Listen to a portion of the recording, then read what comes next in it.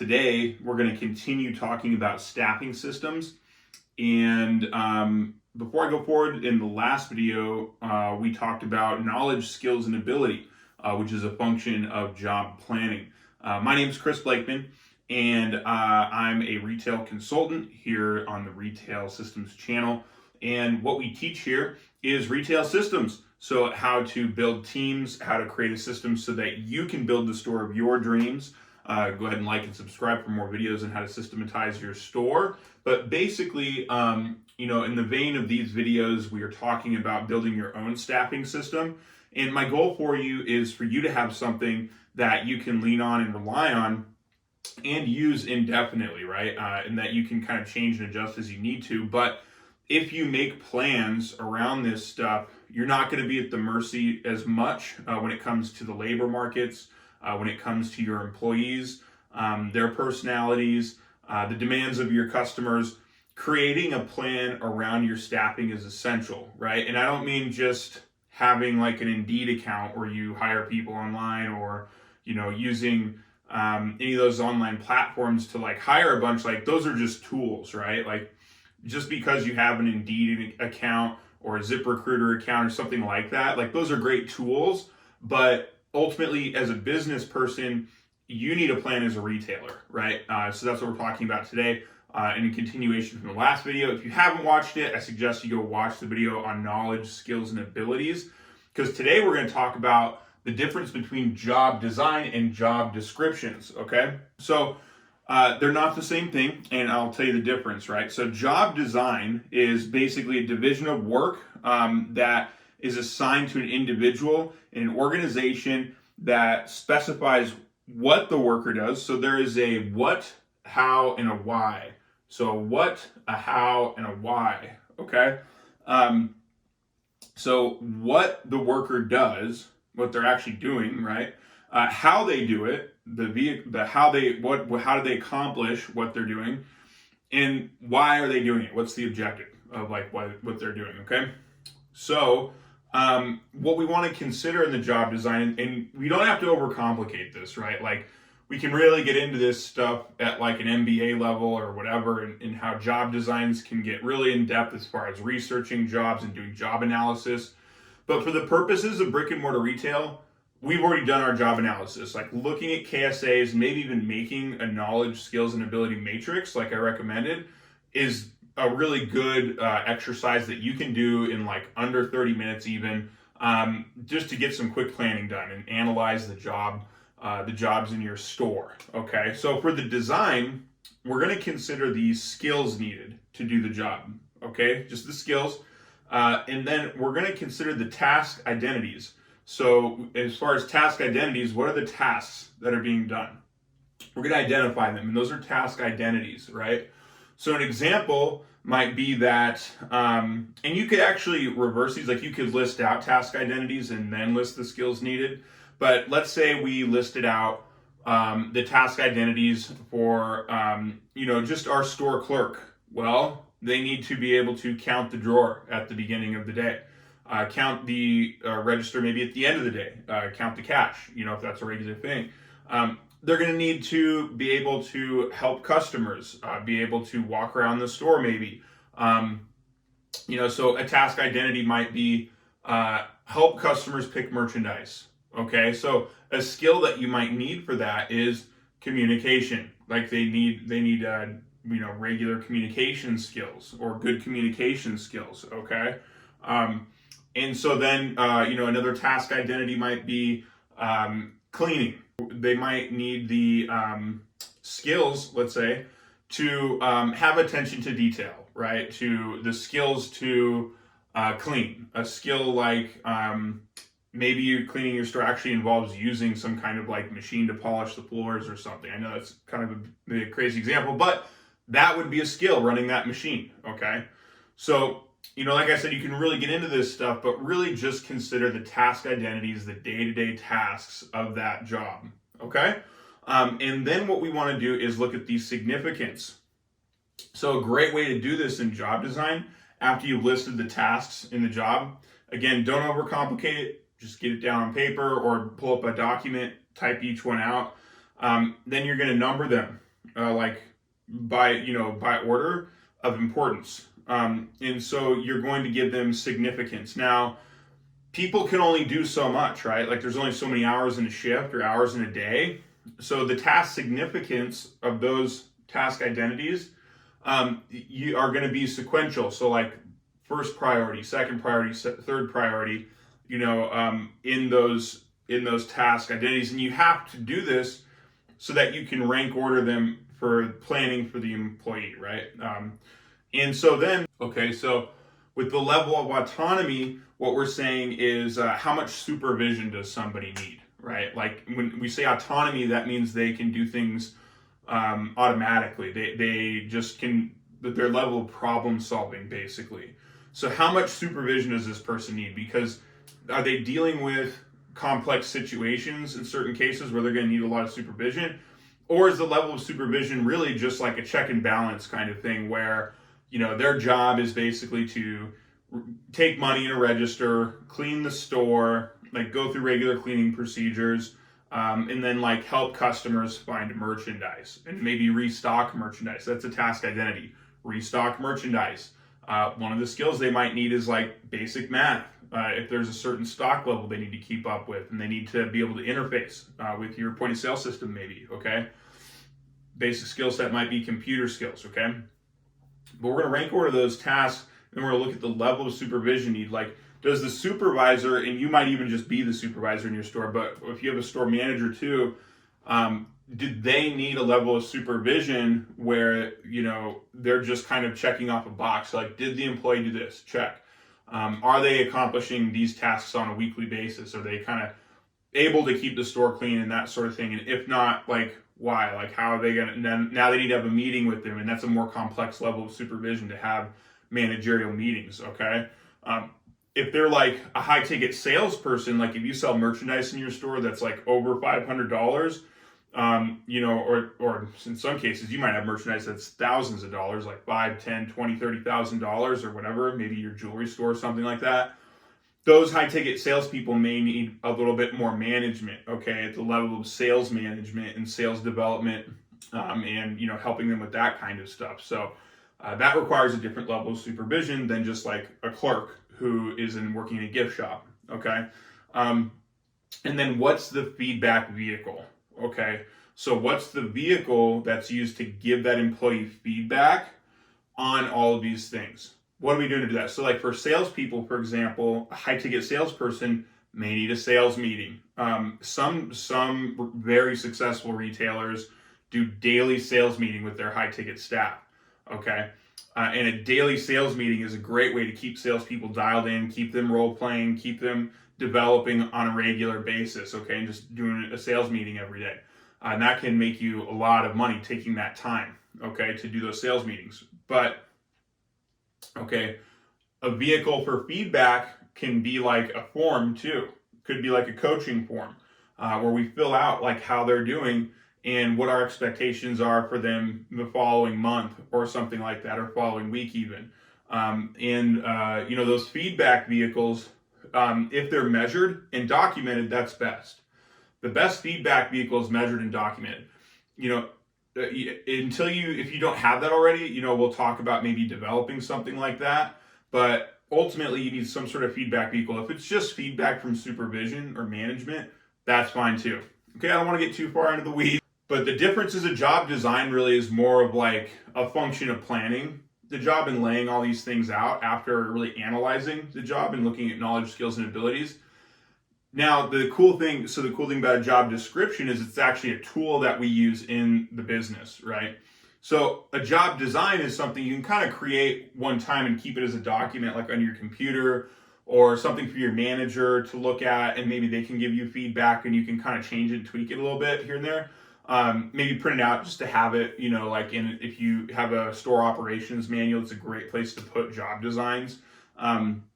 The job description, you're going to want a template that you can actually print out for the employee. Now, when you build your job description, this is a good tool to help you with advertising a job, but it's not the advertisement or listing for the job.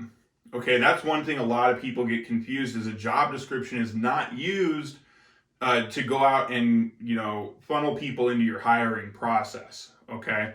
And we're going to get to that. We're actually going to talk about hiring, and that's coming up in another video. But first, we have to make sure we're planning all these things properly before we go out and just try to hire people and we're not prepared.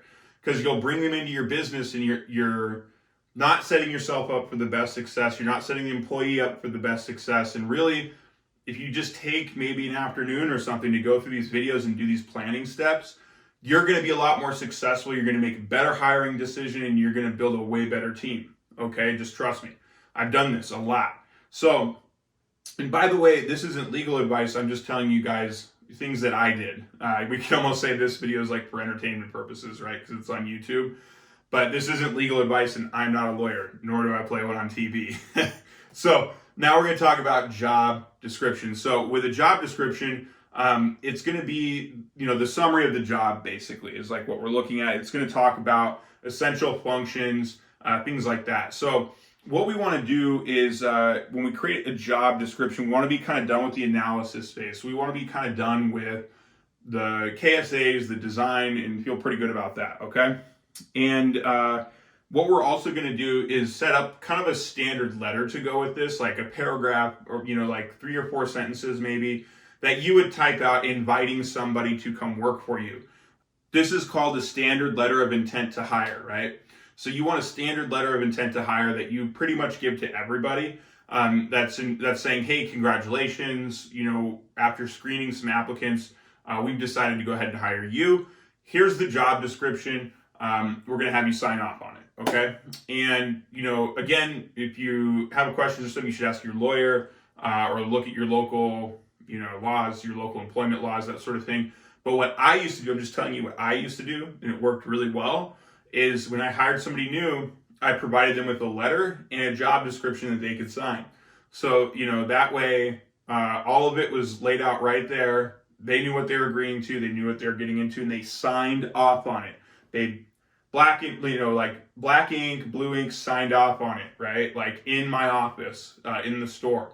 And then I put it in their employee file, which you should have. You want to make an employee file for that person where you can keep any document that you have for them, okay? And this is really important because you want to set standards up front.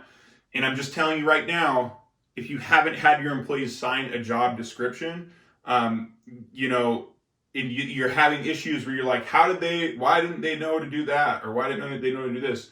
First of all, you probably have training problems in your store. Okay. Second of all, you probably didn't have them sign a job description with all of these things detailed out for them off of the bat when you hired them. That's the best time to set these expectations forward. And that's why I'm telling you about this before we even talk about hiring. You should have a good job description put together, and I'm going to line item these things for you. We're going to go through it real quick here in this video and talk about what should be involved in a good job description, actually based on SHRM Resources, which is the Society of Human Resources. Great organization, really good information there for staffing. Check out SHRM. It's an acronym. Sometimes a great website for any business, even just like retail aside. But I've got some great line items for your job description. And if you go to my blog and check out this video, I'll have like a little template. Don't copy it exactly. Use your own. Check with your local lawyer, legal stuff, all of that. It's, I'm not a lawyer, so don't just rip my stuff off. Like actually make it your own for your own shop, obviously. Okay. So basically you're going to make a letter template, and then we're going to go to make the job description, and we're going to list in this job description core tasks, and think about like the frequency of these tasks, the impact, are they essential? Are they marginal? And so before you even write out the job description, just get a notepad and look at kind of your planning, your job design, and your KSAs. Write out all the tasks. Look at those task identities, and then decide which ones are essential, which ones are absolutely essential to the job, and then which ones are marginal. Marginal means that like if they happen, that's good and you want them to do that stuff. You'll even coach them towards it. But if it doesn't happen, at the end of the day, for what you're paying them, the essential stuff has to happen. They have to do that stuff, right? Otherwise, it's not worth having them in the store as an employee, paying them what you're paying them. Those are essential tasks. You want to identify those things. Then we're going to go to work on the job description. So first topic, job title. when you design a job title, try not to make it so dry, right? Like make it fun. Our job is to make it a great environment as leaders for our team and make things awesome for them, right? So that they want to work with us. That, most people don't work somewhere or go to, work somewhere because of just money. Money's part of it, right? But a huge part, especially more nowadays in modern retail, people are way more into their work environment, what they do for work, and how they like it, right? And if they want, they can kind of do it in perpetuity, right? Or an ongoing basis.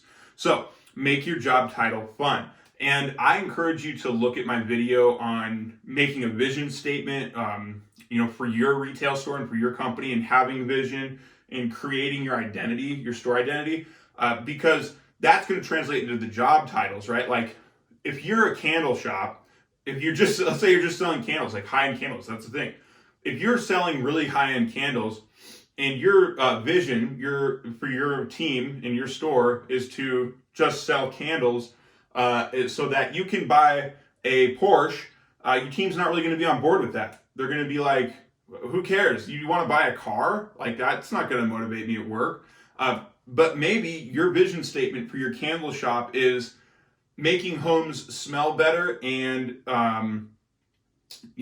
family homes more loving, like for families or something, or creating scents and memories, maybe something like that, right? Like our vision is to create scents so people can correlate them with memories.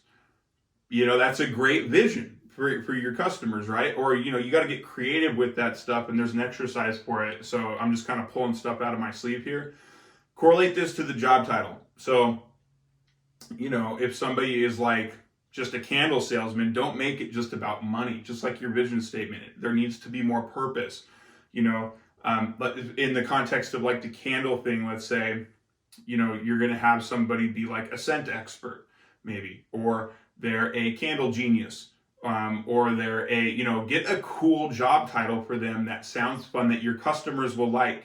Okay, because what I recommend and what I did is we had name tags for everybody. I wore a name tag, and I was the owner of the retail business, right? I had multiple stores. A lot of times I worked in an office, but if I went into a store, you can bet I had a name tag that I would put on.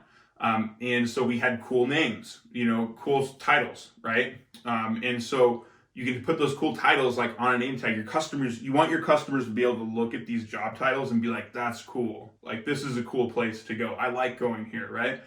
Think about that. Their classification, are they exempt? Are they non-exempt? Pretty straightforward, right?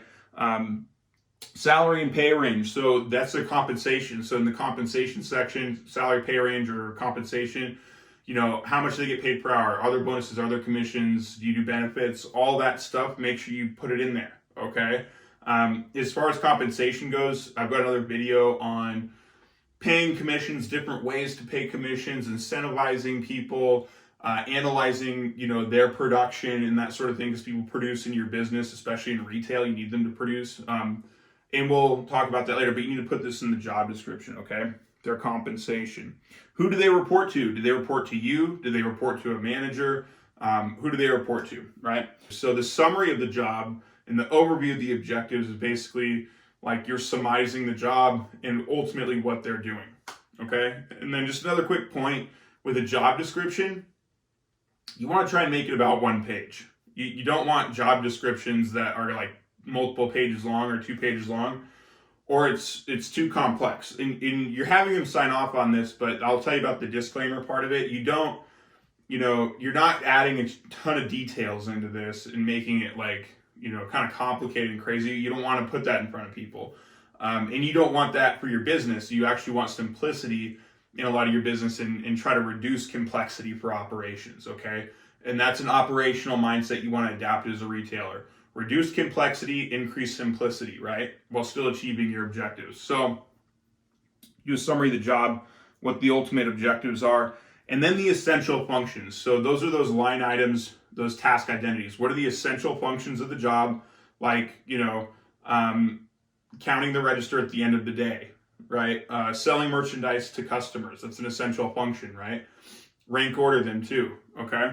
And then their competency. So the knowledge, skills, and abilities that you actually analyze before you're going to put in the job description under competency.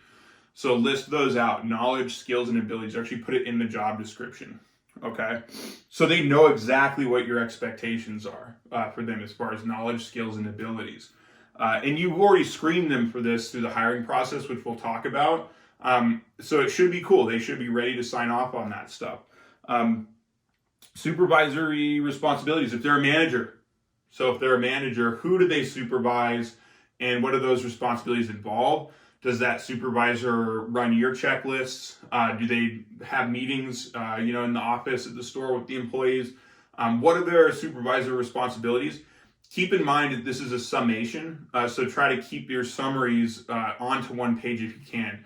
The work environment. What's the work environment? Is it in the store? Do they work outside sometimes? Like if it snows outside, do they help shovel? Like all these things, or like, is it a gardening center? Like, do they go and work outside, kind of maybe a product out there, like tree farm or something like that? The working environment might not just be inside of the store, but if it is in the store, you want to list that too. So working environment, physical demands. So list the physical demands. How much are they lifting? How much time are they standing, right? Those are actually important things to consider. So think about if there's extraneous physical demands and then list those. Position type and expected hours. So, are they full-time? Are they part-time? What are the generally expected hours that they're going to work as well, right? And you might have like a training period. You might say for this period of time training, your hours will be this, and then afterwards we're going to assign you a schedule. You might not know what that is until after they're done training, honestly. You might have to just put them on a training schedule first, and then go ahead and assign them an actual schedule, okay? If they're traveling, you want to do like a travel item, like do they travel, how often do they travel, how far do they travel, and then how frequently do they travel, okay? Required education, preferred education, and additional eligibility. So you might say, required. So required would be like a GED or high school education, so that they know, they have some of the foundations that public school offers, right? And then, preferred might be like a bachelor's degree is preferred, maybe a college education. Additional eligibility might be a certification for your industry. Maybe there's certain types of specialty work they're doing and you'd like certain eligibility or experience in your industry, right? That's a preferred eligibility, okay? And then if there's any legal stuff that you need to have in your job description, just check your state, check around with a lawyer if you have one or something like that. If there is AAP, EEO, like equal employment opportunity, that kind of stuff that needs to be in your disclaimer on there, okay, on your job description. So that, again, for most small businesses or most what's considered 50 employees or under, you don't have to worry about that stuff too much, but just check just in case, check with your state employment laws and that sort of thing if you need a disclaimer. There's two last things that you want to have in your job description. So you want to make sure you have a disclaimer at the end that's basically saying, in your own words, it doesn't have to be crazy or anything. I used to do this, so I say, hey, just so you know, this is a general overview of the job. These are all general things. This is a summary of the job. There's essential functions we expect here, but you might be expected to do other things. And we're just disclosing to you that, this is a limited scope of work, basically, and there could be more and probably will be more that you're asked to do. And that's really good for brick and mortar or a small business, because the honest truth is, you should be upfront about that and say, hey, this is a description of the job, and so we're all on the same page with the essential stuff, the important things, and we're probably going to ask you to do some stuff here and there. That's like, you need to go organize the files in the office for me, or you need to, if they're like a manager or something maybe, or a random task comes up, hey, a customer needs help carrying something in from their car. Hey, we need help, running up and grabbing that thing on a shelf or something. There's random tasks that may occur, and what the last thing you want really is somebody that's like, hey, it's not in my job description. So as the old saying goes, right? Somebody says, that's not in my job description. Well, We definitely don't want to hire people like that, and I'm going to show you when we talk about the hiring video, ways that you can hire the people you want on your team and avoid hiring people you don't want on your team, which are people that are not team players. So people that say it's not in my job description. Well, the job description says that sometimes we ask you to do things for the betterment of the store, and that's in the disclaimer and you signed it, right? So make sure your job description is set up properly. I'll find a good template and have a link in the description back on the blog, so you guys have something to work off of. And then make sure you put signature lines on it. Make sure you have the signature line for you or your manager, and then also for the employee on that form. So yeah, I hope this is helpful. And before you even get to hiring, before you hire anybody, you should do this first. Before you hire anybody, do this first. Do your job design. Make sure you did the KSAs from the other video, and create your job description. So I hope this helps you understand the difference between job description, job design, why you want to kind of plan this stuff out and have these things ready before you actually go out to hire everybody. All right. So like and subscribe. Thanks for checking out my video. Hope you guys are having an awesome day in building the store of your dreams. All right. We'll see you in the next video.